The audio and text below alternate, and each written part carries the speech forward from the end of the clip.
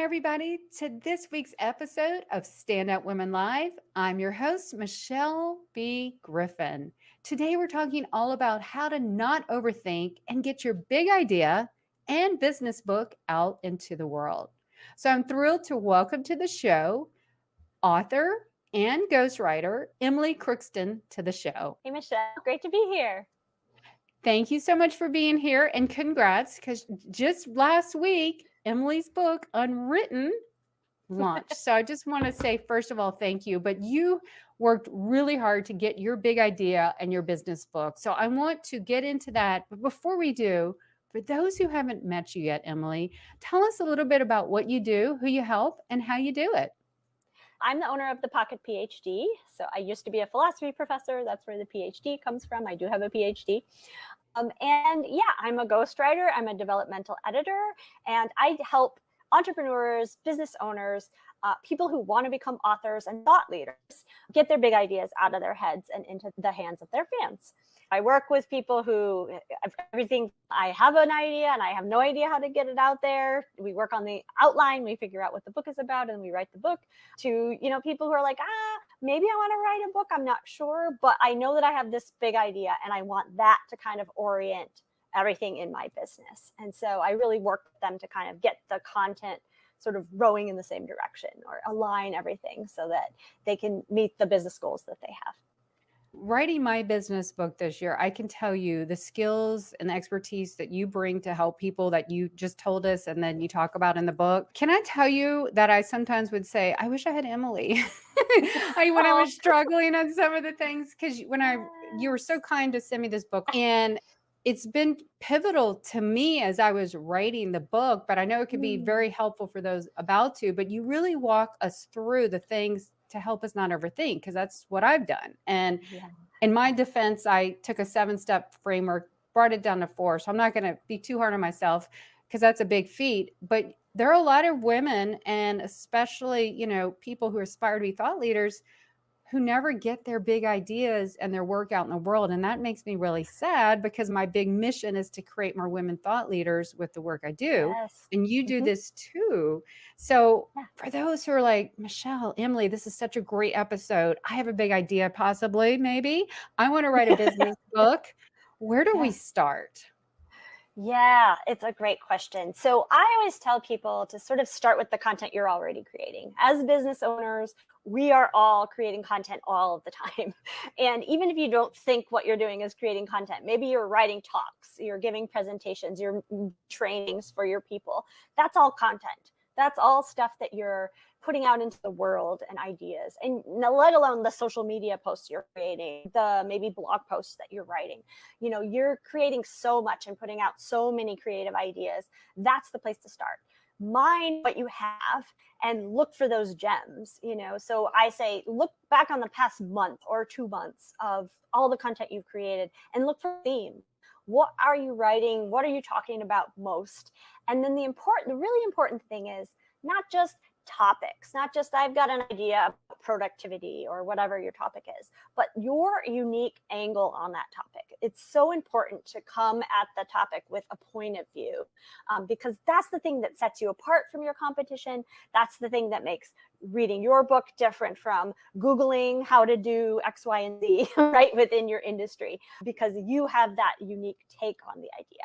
So once you get into those kind of questions, you start asking yourself that, and you see how that connects to your business goals, most importantly, then you can start moving ahead to the book. Love that. And I want to just say, you are going to really open up to your business when you write a business book, because I've done that this year. I told you before we went live that the book 6 months ago looks nothing like today's version, because I realized the framework was maybe too long, and then the model I was delivering it and how I wanted to show up, I had an epiphany. And so I quickly changed everything. Well, not so quickly, but it took a while, but it's a better product. I'm happier now, but it actually can really help you save time, energy, sanity, and kind of jumpstart your business, because it really forces you to condense things, see what lights you up, maybe where there's opportunities, there's gaps. So it's a real telling process in itself to get your big idea that you want to be known for and, bring it to a Yes. book, match it to a business ecosystem. It's such a beautiful thing. And you talk about it so well and all your clients that you help. You really do Mhm. give some great examples. But you know Yes. what else you Yeah. give? You give these 3 ways, and I'm shaking. Oh my gosh, she's talking to me. You gave those 3 things that people hold themselves back or, never see their big ideas. So can you share those with us? Yes, yes. So I call them the three traps that authors fall into. And I wrote two books that are 75% of the way finished, sitting somewhere on my hard drive before I finished this book, the book that we're holding in our hands today. So I've been there too, and I've definitely been the overthinker. And that's a big motivation for me writing this book. The first trap is spending way too much time planning. It's really easy for high achievers, people who are really focused on everything and hyper focused and hyper productive, to overthink the planning process and to rewrite outlines 100 times, or to just let me do one more mind mapping exercise. Oh, someone's talking about this exercise for starting your book. Let me try that. So there's that planning stage that can go on and on and on. And then you maybe settle on an idea and you finally start writing. And what happens? You overthink the writing of the book. Yes. You spend 3 months writing chapter one, right? Or you rewriting chapter one over and over with. You're editing bits and pieces of the book before you get to that full draft. And then the third trap really happens after the writing is finished, kind of all the way along, where you're actually underthinking the other parts. So you're overthinking the Mhm. writing and the planning, but you're underthinking the promoting and the publishing and the positioning of the book. All of those things that you think, oh, I have time to do that. I'm going to worry about the marketing until the book is done. Really, you should be thinking about the marketing the whole way along. You should be talking about the book the whole way along. On those days where the writing isn't coming, it's feeling a little bit forced, maybe that's a good day to take a break and work on marketing instead. Making sure that you're putting as much or more effort into thinking about how you're talking about your book with other people as you are into the actual writing of the book itself. I think that's a great point. It can be challenging though. That's why I can really see how people hire you to help them be another voice, eyes, ears, perspective, because we're also too close to our own work. Oh, yes. And what might us be hyper focusing on something, it's over the head of someone. That's why I took my 7 steps and made it shorter and more condensed because you just learn a lot. But to have someone like you with you on the process is a tremendous gift. And like I said, when I was reading this, I was like, "Oh, wouldn't it have been nice to have Emily help me?" Because it's hard to write a book. My first book was a co-authored book, and so we had each Mm, other, yeah. and it's no simple feat, but it is rewarding. But those 3 blocks are Mhm. huge. I am a classic overthinker, and I have really tried to force and pull myself into just kinda, like, getting it out there. You had a great line. Mhm. You said, "Look, this doesn't have to be." I don't think you said like Pulitzer Prize. It doesn't have to be the best Right, business book ever. It right. has to be enough to cater to your business and to your clients Yes. you want to serve and all those people. And I think that was another permission slip that you gave us a lot of permission Mhm. slips. I talk a lot about how we think of writing as this really solitary thing. Like, I have to go in my office and shut the door and work on my writing now. What if we can make it more collaborative? That's what I preach with ghostwriting. It's a totally collaborative process that I do with my clients. We meet weekly, we talk through the book. I'm just there to do the discipline of the writing, basically. Mhm. But even as if you're writing your own book, you want to think about your support system. Who's around for those moments where you're like, I don't think anybody's going to read this book. Why am I wasting my time? Or chapter 3 is just not coming together. I just don't know what I'm trying to say here. Like, who can you talk to about that? And it's just huge when there's a friend you can call, or someone else who's working on a book, or someone who's just maybe a little further down the path than you are, and you can say, how did you do this? How did you get around this challenge? It's so helpful to have those people to. We need support. The earlier, the better. So let's talk about now the big idea, which this is a big part of the book. And where would we start to kind of really learn what is our big idea? What are some of your best tips and practices? Yeah, this is a great question. So again, I say go back to what you've already created Mhm. and look at what's really resonating with your people. So, look at your social media posts and see which ones have done the best, and think about why. Think about, was it the language that you were using? Was it the wording? Was it a particular phrase that caught people's attention? What was it about that piece that really grabbed people? If you want to, you can do some market research at this point. So, maybe you're circling around idea. Maybe you're like, I think this is my idea. It really like hits me in my body in the right way. Like, I just feel like, ooh, I got something here.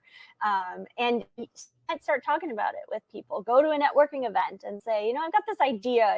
What do you think about this? Or what's your biggest challenge with this topic you're thinking about writing about? And it helps you figure out where your readers are at, because you really want to try to meet them there. But I like this idea of a Venn diagram. You have ideas that really resonate with your audience on one hand. You have ideas that really resonate with you and hit you in that spot in your body where you're like, yes, this is it. And then there are the things that like are kind of a gap in the industry. Nobody's talking about this in my industry, or I've looked on Amazon and there's no book about this thing. Like, find that sweet spot where it resonates with your audience, it resonates with you, and no one else is talking about this thing in the way you are. That's like the sweet spot. That's the big idea. And then you start writing. And my biggest tip about getting the writing done is set a weekly word count goal for yourself. Yes. To me, that was like, I'm big into streaks, like I don't want to break my Wordle streak. I don't want to break my, my exercise streak. I've exercised every day since whatever date, and so it's the same with a book. Okay, I'm hitting my word count goal every week, and it feels really good. And from there, it's like simple math. Like, I want my book to be done by this date. I know that I always tell people 40,000 words is a good target for a business book, something someone can read in an afternoon. You don't need to belabor the points, right? 40,000 words is a great place to go. And then you just divide it by the number of weeks that you're trying to get the thing done. And that's your weekly word count goal. Real simple. Yeah. And then that's how you get to your draft. That's how you get to that messy first draft. And that's what we need, because like I was telling you before we went live, in April, I said, I'm going to do an author branding podcast. So I kind of got off track doing that till I realized, what are you doing? You're procrastinating, Michelle. I'm the queen of procrastination, because it's hard work, but I love it, but it's hard work. So I'm always fighting the resistance. And another good book on that I pulled out is Stephen Pressfield's The War of Art. He, calls resistance what it is. And that has killed more people's dreams and big ideas and beautiful things. And that's why we're talking today, because I know there's so many people, especially women on the sidelines, or just wanting to get their big stuff, even themselves, out there, and they're not. And like you wrote, that's why you have the book. It's, it's unwritten. All the things that are unwritten. We got to fix that. Your expertise, you are an expert, whether you write a book or not. Your expertise is unwritten until that book is out of your head. And I think it's important also to notice that if you're really struggling to get the book done, it's probably not a problem with writing or any of that. It might be a challenge with the business. There might be that's missing in the business. And once you kind of put that puzzle piece into place, the book kind of, like, that's what happened with my book. My friend was like, you have to write a book about how to write a business book. And I was like, there's so many books about writing out there. Yeah. But when I sat down to start writing it fell out of my brain. Like, it was 2 months and to get my draft done. It literally fell out of my brain. So that's when you're like really hitting on that. I agree, because when I was writing, it was such a struggle earlier this year, because I was doing my 7-step and I had a whole different take on it, even though it's still kind of the same thing, but I positioned it very differently. And several months later, it just fell into place. Inside, it just wasn't right. And the same thing happened when we wrote the LinkedIn branding book. Michelle and I wrote this first part, and we're like, this doesn't seem like us. So we kind of scrapped that and rewrote it, and then it just flowed. So I think listen to your intuition about your book. The answers are there. I want to talk about 2 important things that this book is so good about: positioning and then the promotion. But you really did a wonderful job, because this is some of the work I do in my Own Your Lane about really, it's all about positioning yourself before you brand yourself. And you hit some of the important things. And I see, especially when I help people with their branding, they're not positioned enough, with the problem, the promise, and the point of view. And I want to give you Mhm. a big shout out and kudos because you did such a wonderful job on that. How your book should be a little bit different. And I even caught myself because I know what I wanted, but then I'd get off track and go, nope, come back here Yeah. because Yeah. you got to have an audience in mind. And it's easier when you Mhm. even think I'm writing this to XYZ person as a reader. So thank you for that. Thank So I'm you. again hold up this book. If you are wanting your book, this book is seriously, it changed everything for me. But I also want to give you a huge shout out because you recognize that the promotion part is such an evolution and it's almost a Mm. duality. It's like Mm. you got to have both. And the one point we want to make is it doesn't end the day or the week or maybe even the month the book is out. I see too many authors, they just never promote their book. I've actually maybe fallen behind on my bigger vision of what I wanted to do pre-marketing because I had to kind of redo everything. But can I tell you, Emily, and this book has really given me some insights too. I am so excited for Mm. the coming year because Yes. and your book too, Emily. You've got such Yeah. an evergreen book to get a PR and Thank do all the you. things. So can you give our listeners some really top level pointers on their book, their big idea to get it out and keep it out there? Yeah, this is a really important point. So, marketing, right? We put it off. We don't want to think about it because we're like, oh, I'm running a marathon here. I'm writing a book. Right? Now you're telling me I'm going to have to run another marathon. But yes, that's right. The marketing can feel that way as well. But there are low key ways you can market and promote your book. And I recommend you do that while you're writing the book, even before you write the book. And the easiest thing to do is talk about the book. And I think people hesitate to do that because they're afraid that, oh, if I say I'm writing a book, then I'm committed to doing it and I don't know if I'm actually going to finish it, right? We worry that someone might steal the idea if we put it out there. And I think Mhm. that's small-minded thinking. I think that there are just so many benefits to sharing about your book as you're doing it, as you're working on it. You get feedback in real time. So if Mhm. if the idea doesn't really pan out, it's not landing with the audience, you're going to know that right away. And you didn't spend 2 months writing about that Mhm. thing that in the wrong way, in a way that your audience doesn't get. So you get such good feedback that you can take and use to make the book better. And the other thing is, no one is thinking about you and your book that's not being written and wondering like, where's that book? I'm Yeah. I'm waiting for Michelle to finish her book, right? Nobody's doing that. So there's no real harm in putting it out there that you're doing it. And it makes you look good. It makes you look like an expert, right? Mhm. If your competition doesn't have a book and you do, that's a huge leg up. So Absolutely. you're basically marketing your business while you're marketing your book.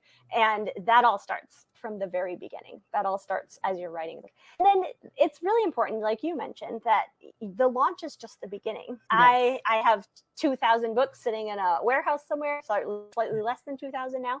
But those books need to sell in about a year. So I basically have a year to really market this book and get those ideas out there. And it really, the momentum grows. I've Yes. talked to other authors and this is what they say. They're like, I had no idea. I thought, it was going to be the month of my launch and that was about it. But it grows. People ask you to come and talk about your book. You get Mhm. podcast interviews.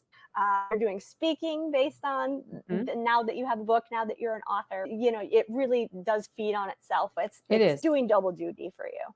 Yeah. And yourself, your personal brand, your business Mhm. brand, your author brand, Mhm. and the ecosystem. That's why I'm so Yeah. passionate about women, as my goal is to create more women thought leaders, get a business book out, especially because this is National Small Business Women's Month, and it's an important Yes. way to get your book and be seen as a go-to authority. And that's my whole thing. We all have expertise, a mission that can be shared, and it's not that hard. I mean, it's challenging, but it's not impossible, right? And if it was Yeah. so easy, everyone would do it, but it Yeah. truly gives you that credibility and Mhm. it just has opportunities that you would never have imagined. And so Yeah. that's why we want to encourage you if you have a big idea or a book in you, Emily's book, Unwritten, we'll put a link in the show notes and a link Yes. in the comments so that you can just start finding out if you're about to write a book in the middle or, you've just written a book. She has a marketing system. It was blown away. I was starting to feel a little like, oh my gosh, I'm behind and I love the marketing. So it was so good. So you have a free course for us that you'd like to share. Tell us about Yeah. that. Yes, it's a free Notion course. If you're familiar with Notion, it's a time project management type of system. And it's a really simple mini course that I've created to help you find that big idea. So it has you start by mining your content, just as a way I was talking about it, finding those top pieces of content, what they're about, and then has you kind of narrow down, figure out what that big idea is, and then go out and test that idea. It gives you ways to do that. That's my freebie. You can find me also on my website, which is thepocketphd.com. And I am always on LinkedIn. That's how I met Michelle. And so you can always connect with me there. I'm happy to connect with folks. And Emily Crookston on LinkedIn.